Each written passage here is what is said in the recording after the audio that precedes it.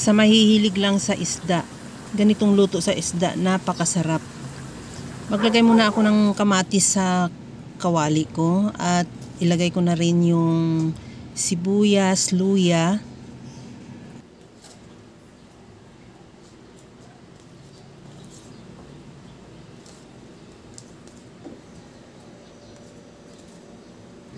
Maglagay din ako ng talong.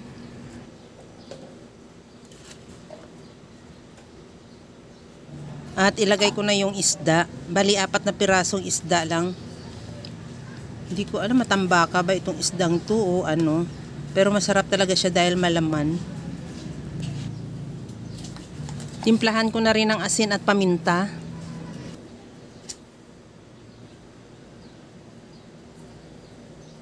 At ilagay ko na yung mga tinira ko pang kagaya ng talong, kamatis, sibuyas at luya. Patong na natin sa taas.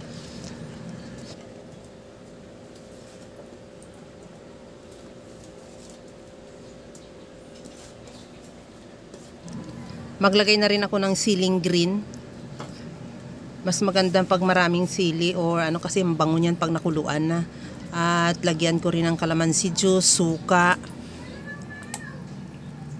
Lagyan ko na rin ng liquid seasoning para panimpla, kahit anong seasoning or granules pwede. Kung anong available sa iyo. At maglagay na rin ako ng sesame oil. Pwede rin mantika lang kung wala kang sesame oil. Pero dahil mayroon na rin din naman ako, masarap pagka sesame oil, ang bango niya talaga. At lagyan ko ng kunting tubig para hindi naman masyadong tuyo yung ating isda. Yung medyo mayroon siyang sabaw-sabaw. Depende sa iyo kung ayaw mo ng medyo masabaw, pwede naman hindi ka maglagay. At takpan ko yan hanggang sa maluto. Pagkaluto, tikman ko na rin kung okay na yung timpla niya. Kung gusto mo ng medyo masabaw-sabaw sa kagaya nito, okay na yan. Ready to serve na yan. Pero kung gusto mo pa yung medyo nagmamantika lang siya o tuyo, ituloy mo pa rin yung pagluto hanggang sa matuyo lang siya o makuha mo lang yung gusto mong luto. Okay na tong ating isdang pinangat o paksiw. Pwede rin tawag paksiw o pinangat. Ready to serve na yan. Kaya mga kalasa, kung nagustuhan mo yung ating video, please like na lang at pakishare na rin sa inyong mga friends. At kung bago ka pa lang sa aking channel, subscribe na at i-click mo na rin ang bell button para sa mga notification.